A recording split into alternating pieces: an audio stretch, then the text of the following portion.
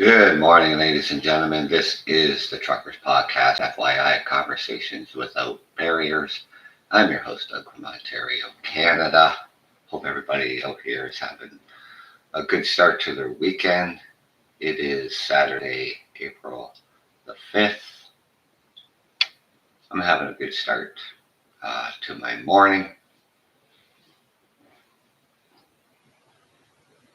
Now, the tariffs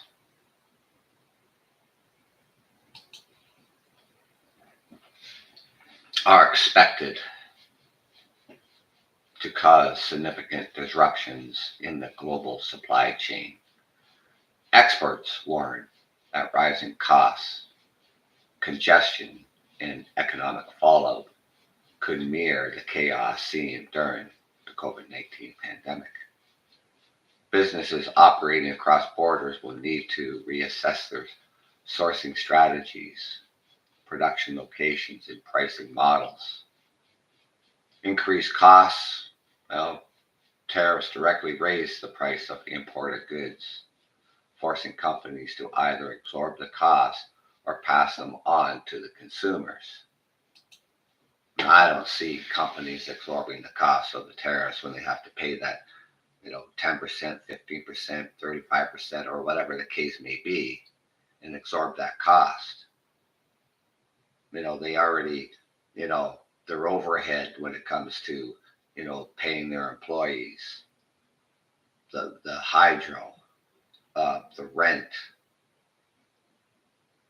to run the company.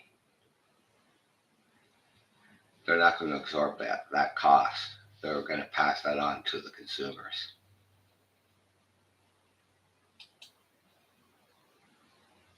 Supply chain congestion. Many businesses are already forward buying and stockpiling to mitigate the effects.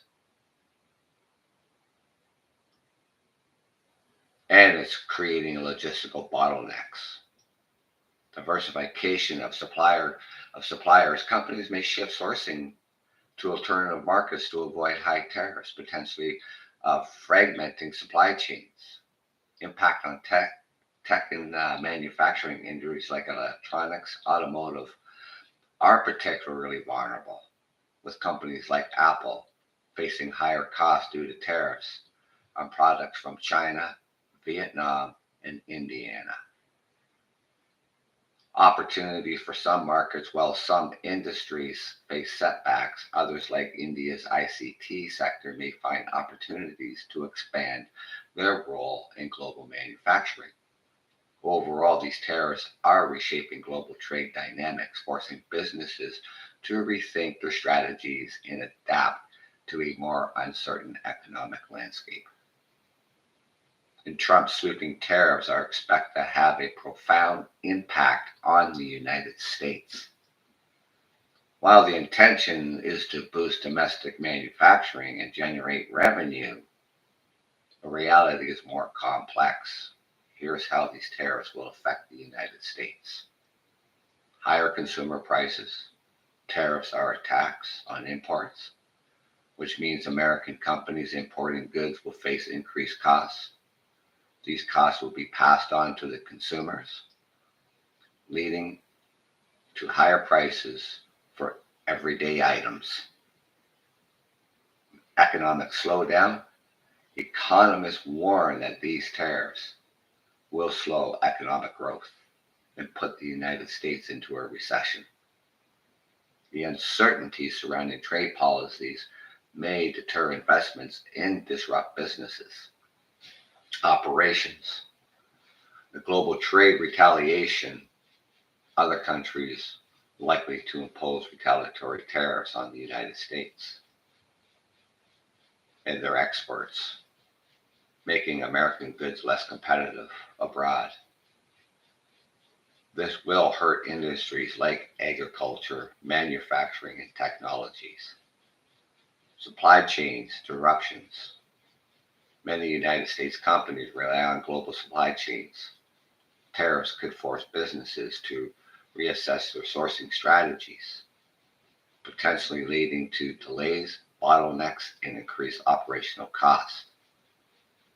The impact on key industries, factors like technology and automotive, which depend heavily on imported components, will face significant challenges. And for instance, companies like Apple could see billions of additional costs potentially affecting their profitability. And while the tariffs aim to protect American jobs and industries, broader economic consequences could be far reaching. Many critics argue that tariffs can backfire by increasing costs for businesses and consumers, which will lead to job losses rather than protection. And we've already seen that already in the automotive sector.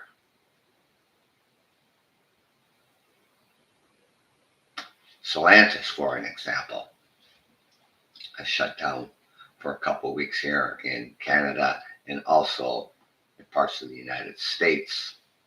Layoffs already starting to begin in the automotive industry.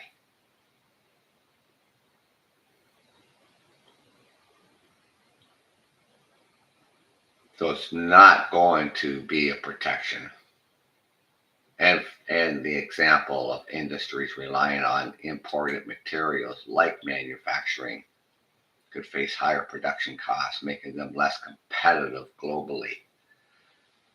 And retaliatory tariffs from other countries could hurt the United States exports, impacting jobs in the agriculture and tech and the automotive. And the outcomes often depend on how businesses and governments adapt. The United States, Mexico, Canada agreement was designed to create a more predictable and streamlined trade environment between the three nations. However, the recent tariffs decision by the United States have raised questions about the commitment to trade agreements, because this trade agreement that Donald Trump did back in 2019 when he was first president of the United States renegotiated the Canada, United States, Mexico agreement. Now he went totally against that. And by implementing a 25% tariff on imported vehicles into the United States, we'll see how that's going to play out.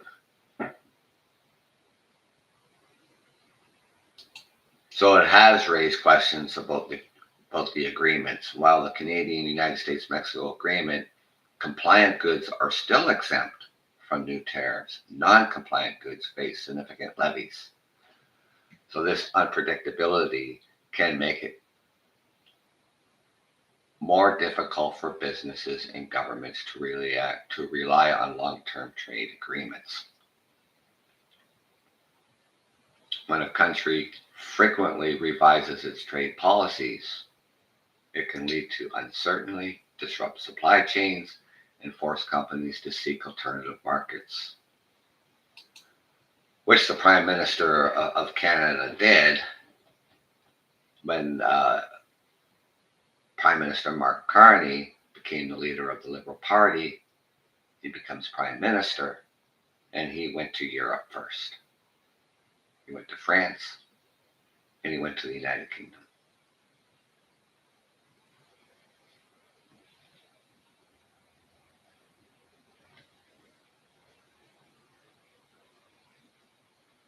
So this disruption in supply chains forced companies to seek alternative markets. But enforcement and consistency remain key challenges.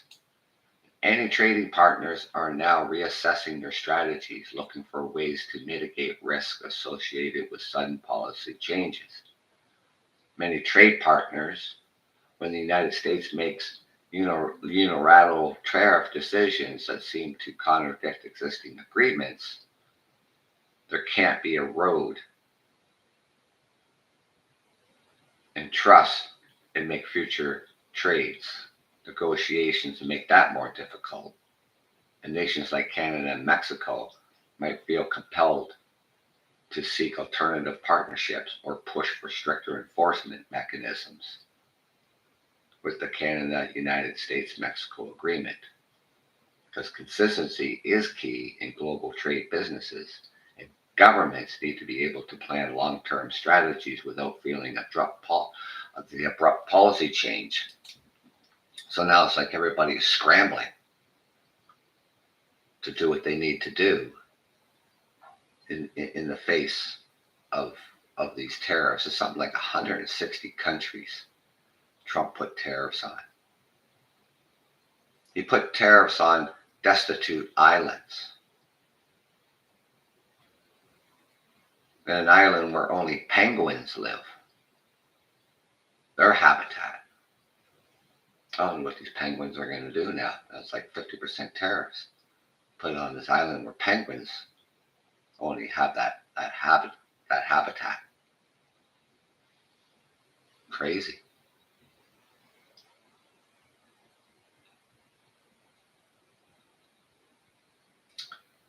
Agreement consistency is key in global trade. And like I said, businesses and governments need to be able to plan for long-term strategies without feeling the abrupt policy change. If the United States continue to shift its stance on trade agreements, other countries may start prioritizing more stable trade relationships. They'll do that elsewhere.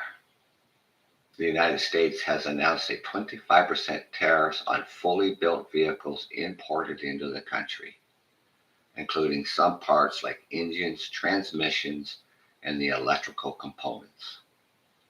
And this move is expected to substantially raise cars' prices for the consumers in both the United States and Canada, with estimates suggesting an increase of anywhere from $2,000 to $8,000 per vehicle. And Canada's auto sector is bracing for complexity and confusion as retaliatory tariffs could further disrupt the industry. And the experts are warning that shifting production away from Canada to avoid tariffs would be costly and time consuming, requiring billions in investments and in years to take to do this and to implement Ontario. So Ontario Premier Doug Ford has indicated that some Canadian-made vehicles may be exempt from the full tariffs if they contain more than 50% of the United States-made parts. So others could still face about a 12.5% tariff. Ford also expressed support for retaliatory tariffs to counter the impact on Canadian auto workers. And the situation and the long-term effects on North America's highly integrated auto industries remain uncertain. And that seems to be the growing sentiment in Canada. So the United States has moved forward with heavy tariffs on Canadian-made vehicles. Strong countermeasures could be on the table. And historically, Canada has responded to trade disputes with proportional retaliation, meaning tariffs on American-built cars, which we have done, and the parts will be the reality. And the key challenge would be minimizing damage to Canadian automakers while ensuring the United States feel the impact.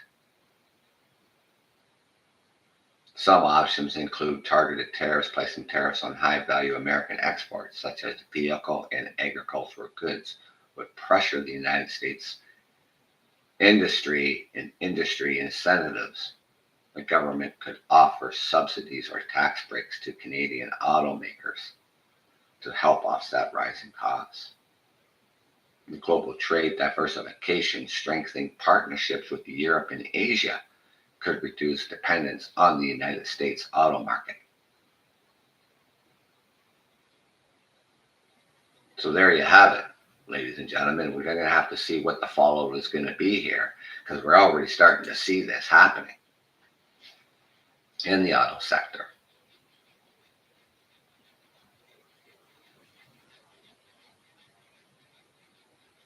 So thank you for joining me this morning. This is a short show, but tomorrow morning at 8:30 a.m., We'll put up another show, and I'll get that show up later on today so that everybody gets that. But thank you for joining me. I'm your host, Doug from Ontario, Canada. Take care, everybody, and have a good weekend.